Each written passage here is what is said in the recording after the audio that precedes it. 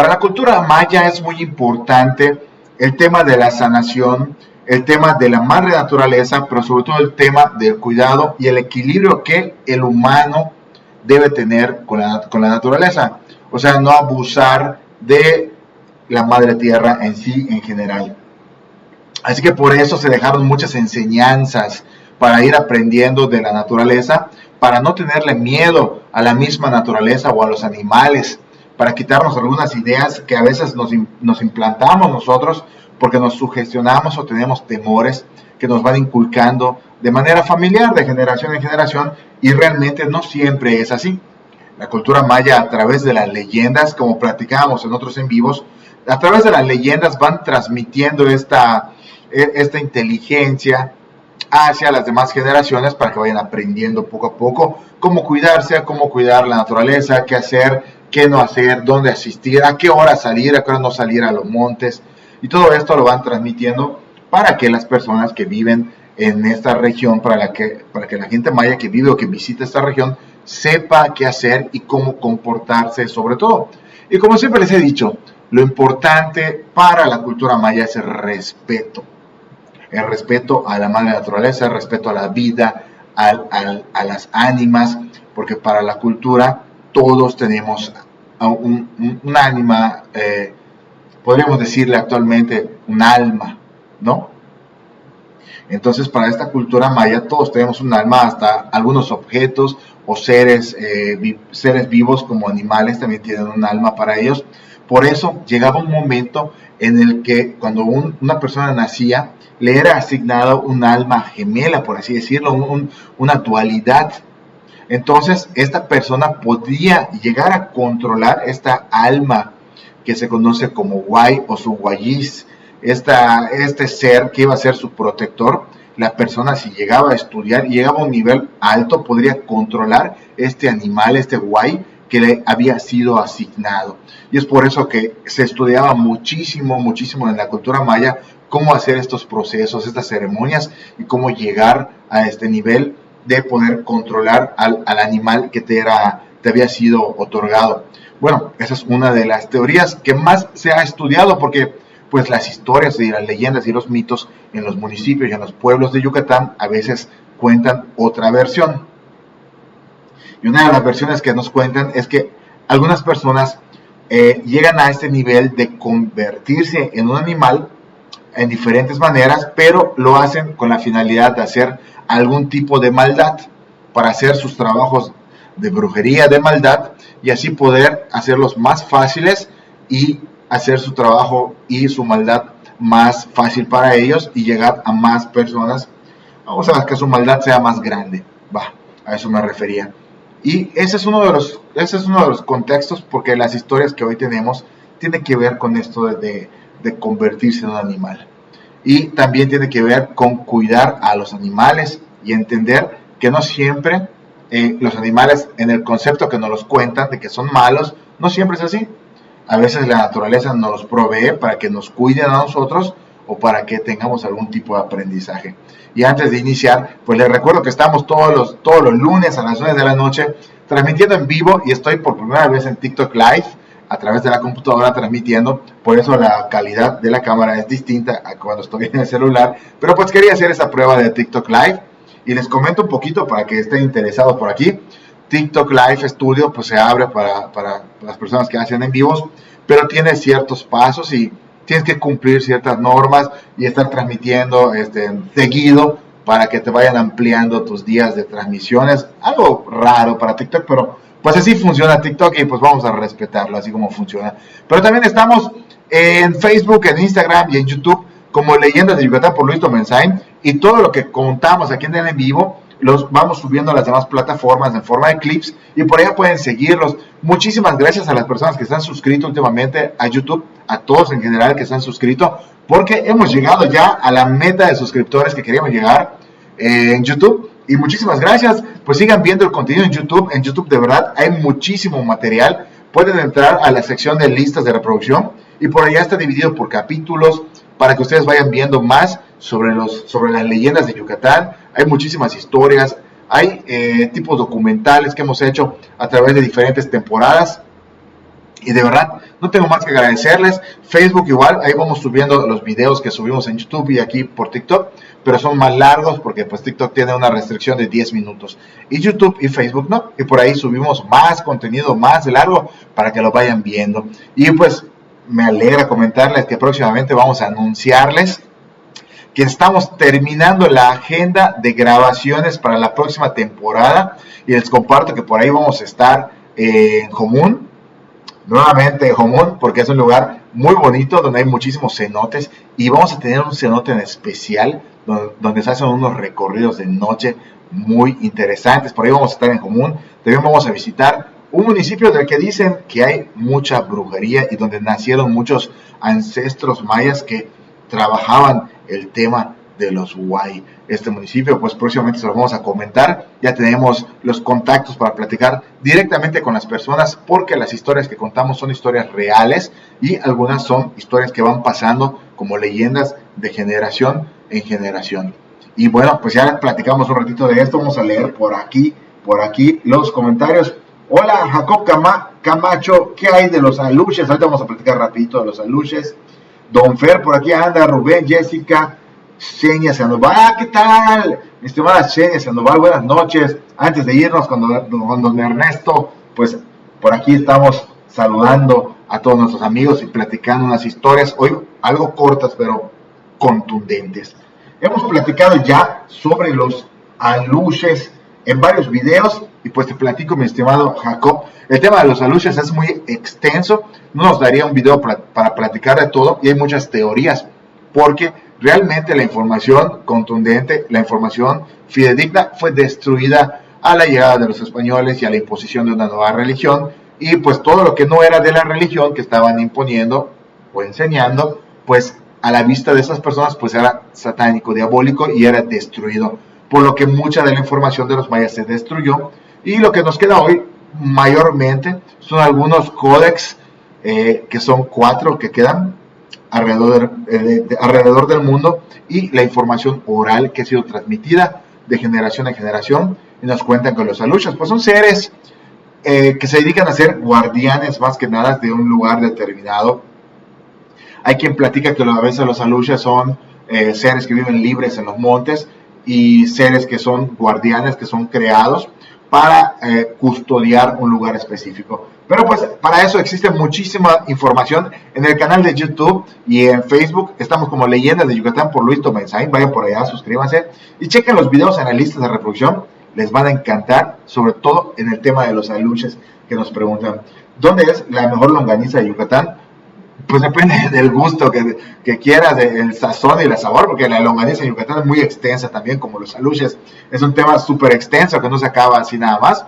Hay muchísima producción de longaniza y todas son deliciosas. Y, claro, que muchas gracias, Xenia. Pues ahí estamos y vamos a iniciar con una leyenda muy interesante, esta primera parte, donde estas dos leyendas pues son aptas para todos. Así que todo el mundo la puede ver y no hay ningún problema con esto. Hace muchísimo, pero muchísimo tiempo, cuando los dioses mayas aún tenían contacto en la tierra con las personas que vivían acá en esta zona del Mayab, los mayas que ya habitaban y se dedicaban a cultivar el maíz, sobre todo, pues hace muchísimo tiempo, existió un guerrero que era muy especial. Su nombre es Kin.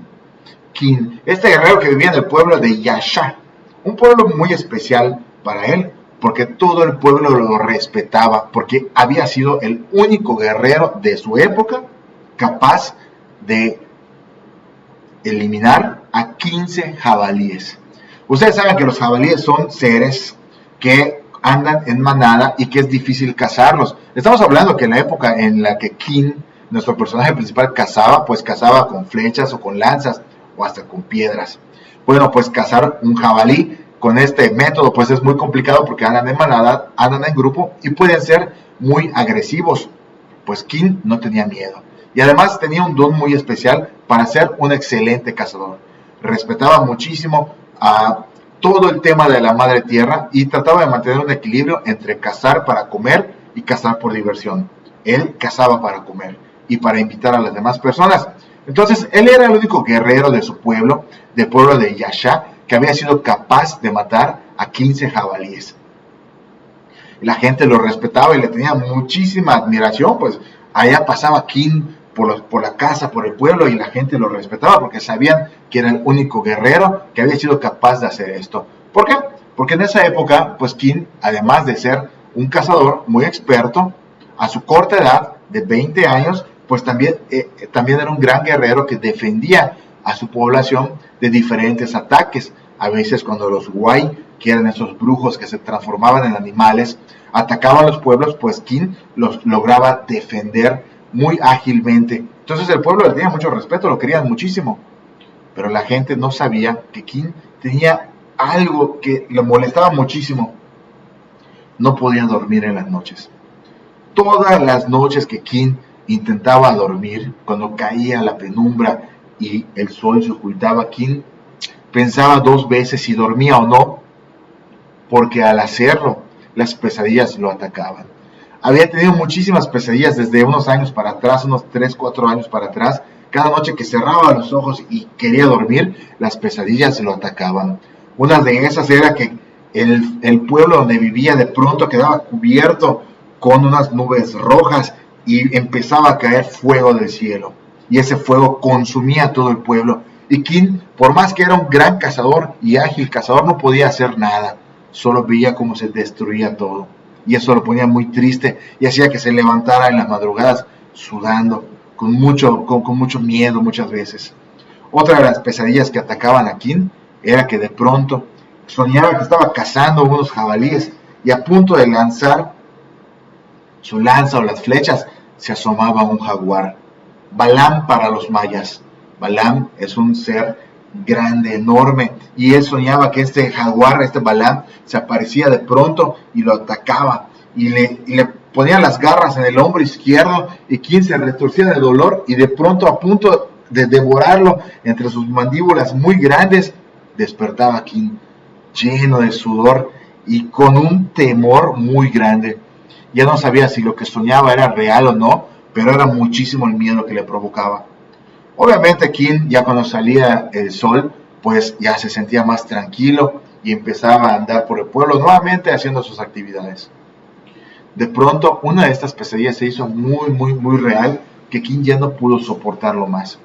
Y entonces recordó lo que su abuelito le había comentado. Para la cultura maya, la gente mayor es muy importante porque ahí se concentra la experiencia. Debería ser también importante para nosotros en la actualidad, porque ahí se conserva muchísima de la experiencia que nos debe de servir para hacer más grande todo nuestro conocimiento. De pronto King recordó las palabras de su abuelo. Aunque tengas miedo, recuerda que siempre tienes que hacer las cosas. Y siempre tienes que ser agradecido con los dioses del Mayap, con los dioses mayas. Dales una ofrenda, sé cortés, sé obediente, cuida a tu familia. Pero sobre todo, agradece. Agradece de corazón todo lo que tienes y todo lo que se te permite. Después de recordar estas palabras que su abuelo le había comentado, su abuelo ya no estaba con él, empezó a recordar la manera en que podía agradecer. Y de pronto King recordó que su abuelo le había dicho que había una flor muy especial que solo crecía en la punta de los árboles de ceiba. Árboles sagrados para los mayas y que para los que los conocen son árboles algo gruesos, muy grandes, pero sobre todo muy altos y con unos espinos grandotes a los que King tenía que subir, pero King lo iba a hacer sin nada que cubriera los pies y sin nada que cubriera sus manos, porque ese era el reto que King tenía, llegar a la punta más alta de la ceiba más alta, y ahí iba a encontrar, según su abuelito, una flor muy especial. Empezó King, puso el primer pie sobre el árbol, se pinchó un poco, pero siguió subiendo. Después de unos 15 a 20 minutos de subir a través de la mata del árbol de ceiba, llegó a la punta y ahí estaba una flor muy blanca. King quedó impresionado cuando la vio. Parecía que la flor le decía: tómame, bájame, soy especial para ti. King la tomó, la puso en su bolsita que había subido y otra media hora para bajar con mucho cuidado para no lastimarse con los espinos de la ceiba hasta que logró llegar a la tierra. Cuando bajó, se puso cerca de su casa, en la entrada junto a la puerta, hizo un pequeño altar con unas piedras. Ahí colocó la flor blanca junto con un poco de lodo, además de un poco de maíz, que era la cosecha de la primicia, un poco de sacá, una bebida ancestral y muy sagrada para los mayas, que se hace con el maíz cocido y tiene un proceso. Y de ahí sale esta bebida especial y la puso. Y cuentan las leyendas que King también se cortó un poquito la mano para ofrecer algo de sangre en un símbolo de compromiso con la madre tierra y con los dioses en los que él creía. King esa noche se fue a dormir. Pero antes de dormir sabía que algo no estaba pasando, no había tenido ninguna respuesta inmediata. Bueno, pues King dijo, bueno, no sé qué vaya a pasar, pero me voy a dormir. Se acostó en su casa, cerró los ojos y se durmió. Como siempre, como cada noche, empezó a tener pesadillas. Empezó a sudar muchísimo y entre sus sueños y las pesadillas de pronto empezó a ver que se nublaba todo, pero no se nublaba de una manera normal, era un cielo rojo. Un cielo rojo empezó a cubrir todo su pueblo como siempre había soñado. Y justo cuando iban a empezar a caer ese fuego que normalmente en sus pesadillas destruía su pueblo Yasha, King vio como el dios Itzamna, el dios del cielo y de la tierra, cubría a su pueblo y los defendía de ese fuego. Itzamna le empezó a susurrar palabras a King, pero King no entendía nada. Después, cuando volteó a ver a King, a un lado, vio que ya estaba en el monte, en medio del bosque del monte, estaba a punto de cazar un jabalí, otra de sus pesadillas, y solo estaba esperando el momento en que el jaguar brincara frente a él, y cuando el jaguar brinca para atacarlo, aparece otro dios, el dios Kawil, dios del fuego, y con un golpe contundente le pega al Balam, al jaguar, y lo ahuyenta. Y el dios Kawil empieza a comentarle algo a King, pero King nuevamente como que lo escucha, pero no entiende. En ese momento, King despierta, pero despierta tranquilo. Despierta tranquilo, ya serenado. Cuando sale otra vez el sol, King se da cuenta y entiende que a partir de ese momento había logrado hacer un compromiso con la madre tierra, con Itzamna y con Kawil, y que desde ese momento lo iban a proteger para que King siguiera siendo el mejor cazador de su pueblo. ¿Qué les ha parecido esta leyenda, mis amigos? Espero que les haya gustado. Es una muy bonita, muy interesante, que nos habla de cómo a veces nosotros tenemos ideas implantadas o sueños o pesadillas, pero no hay más que pues entregarse a lo que uno crea. King pues entregó a sus creencias, a sus dioses, y pues en ese momento pues en eso él creía. Y pues a veces tenemos pesadillas nosotros y nos olvidamos que tenemos seres que nos protegen, en los que creemos, y los dejamos aparte y no hacemos ningún compromiso con ellos. Pues bueno, espero que les haya gustado esta primera leyenda sobre King y Yasha, una leyenda muy interesante, muy bonita, que nos deja un gran aprendizaje, como casi todas las leyendas. Ahorita vamos a leer unos comentarios, porque por aquí lo que ya escribieron bastante y no los he leído, porque tengo que voltear a la otra pantalla. A ver qué hay por acá. Rubén compartió el live, muchísimas gracias.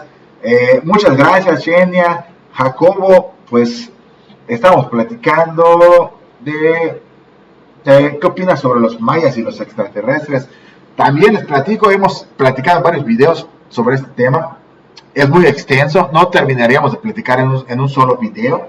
En el tiempo siempre nos gana. Mi opinión principal: yo creo que los mayas tuvieron contacto con muchísimas otras culturas. Está demostrado que así fue, tanto en el norte como en el sur de América, con los navajos, con la parte de muchísimas culturas de su época. Tuvieron mucho contacto. Tanto que muchas de las leyendas, muchas de las tradiciones coinciden en algunos puntos. No solo eso, también con el otro mundo, por así decirlo, con la parte europea también tuvieron contacto. Por ejemplo, los vikingos, hay muchas teorías sobre eso. Y sobre los extraterrestres, yo creo que sí tuvieron contacto con muchas culturas más, tal vez con culturas fuera del planeta, no lo sabemos. Todo se queda en teorías, pero lo que sí es para mí muy real, que los mayas sí tuvieron mucho conocimiento, mucha tecnología muy avanzada para su época, que hasta el día de hoy se sigue estudiando. el tema de la conducción del agua, el tema, por ejemplo, de la arquitectura, de las matemáticas, la creación o la idealización del cero, darse cuenta de la numeración, estudiar los calendarios, crear su propio calendario a través de lo que ellos miraban en los cielos, conocer las estrellas, darle nombre a sus constelaciones, a la luna, al sol, tener piedras que no habían en este lugar, como el jade, que las traen de otros lados, hacer intercambios con otras culturas. Eso fue muy interesante y pues para mí es impresionante, pero yo no podría decir que los mayas fueron completamente, todo lo que tuvieron fue por los extraterrestres. Yo creo que no es así, pero pues ahí cabe la teoría, cabe la duda de que pudo haber sido. Amigos, pues vamos a continuar con otra leyenda para todos ustedes, para todas las edades, y se trata de Akbal y Canek, unos hermanos que vivían en un pueblito hace muchísimo tiempo. Se contaba en esa época que el zopilote es un animal que da paso a la oscuridad o a la noche. Cuando el zopilote vuela, sus alas aperturan la noche. Entonces la gente ya sabía que cuando el zopilote volaba, quería decir que la noche ya estaba cayendo. Pero además, el zopilote era conocido por alimentarse de seres que ya no estaban con vida. Y esto pues les daba algo de temor a la gente que vivía en este momento, en ese pueblo, en esa época. Bueno, pues nuestra historia trata de Akbal y Canek, que tenían a un padre muy especial. Su papá, Yashkin, les había enseñado el tema de cultivar el maíz. Les enseñó a cultivar el maíz, les enseñó a cuidar la tierra, a amar la tierra. Les enseñó una frase muy importante: la tierra no nos pertenece, nosotros pertenecemos a la tierra y por eso es importante cuidarla. Yashkin, como padre, había enseñado todo esto a sus hijos porque quería que ellos siguieran y mantuvieran la tierra y el cultivo del maíz. El maíz siendo esto que les había dado vida, les había dado alimento para poder sobrevivir en esta época tan difícil. Pero pues de pronto veían que volaba en los cielos el zopilote. Para los mayas el zopilote es chomp.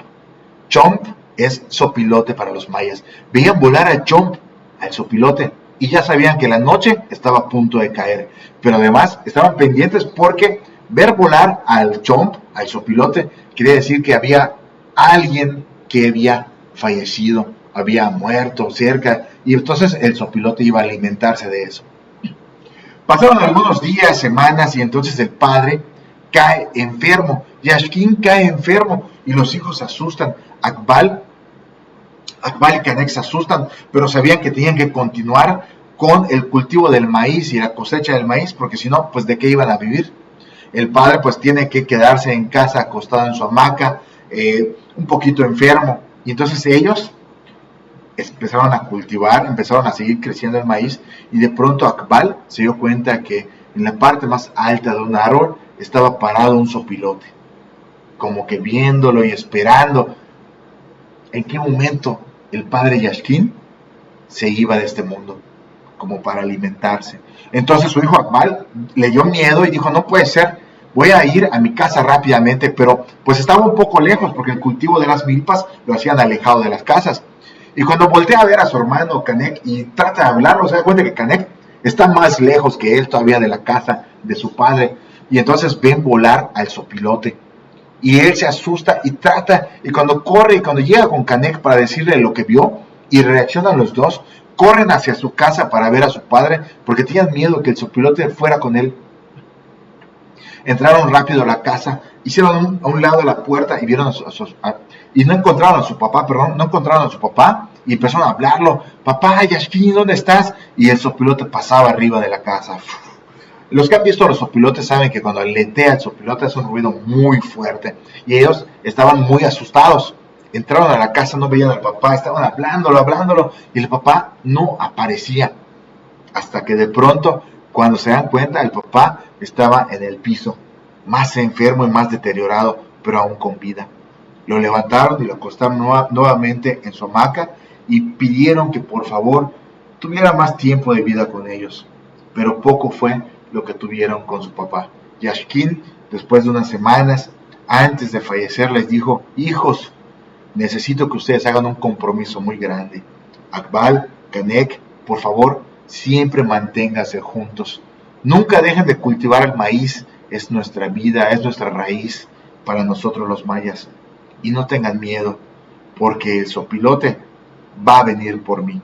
Y esta frase se le quedó muy grabada a Canek y le daba muchísimo miedo. Cada vez que salían a cultivar y a cosechar el maíz y Canek veía volar algo, siempre pensaba que era el zopilote que iba por su padre y se asustaba. Akbal se dio cuenta de esto y se daba cuenta que Canek pues ya no era el mismo, estaba alterado. Cuando estaban desgranando el maíz estaba perdido, la mirada perdida.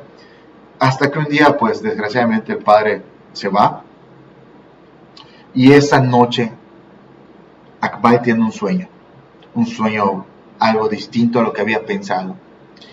Ese sueño era distinto porque no tuvo miedo como normalmente tenía con el zopilote. Se le apareció un zopilote muy grande en un árbol gigantesco. El zopilote voló y cuando Akbal sintió que el zopilote se le acercaba muchísimo, se dio cuenta que su padre Yashkin estaba volando en el lomo del zopilote. Dirigiendo el vuelo del zopilote se le acercó, se despidió de él, le dijo que no tuviera miedo y se fue a través de la noche. Cuando amaneció, Akbal le contó lo que había soñado a Canek y entonces los dos aprendieron que el zopilote no solo era el que iniciaba la noche, sino que también era un animal especial, un ave especial que guiaba a los que ya no estaban en este plano con nosotros al siguiente plano, porque para los mayas morir no era el final. Así que amigos, espero que les haya gustado esta segunda leyenda muy interesante y muy bonita que nos deja una enseñanza tremenda sobre el zopilote. Zopilote se dice chomp. Así que muchas gracias, vamos a leer los comentarios antes de terminar nuestro envío de hoy con dos historias aterradoras. Así que les pido que tengan algo de, por favor, precaución para los que no les gustan las historias de terror, porque es una historia real que me fue contada, me dieron el permiso de contarla, cambiando los nombres y las situaciones, el lugar donde sucedió, para no crear conflictos con las personas. Pero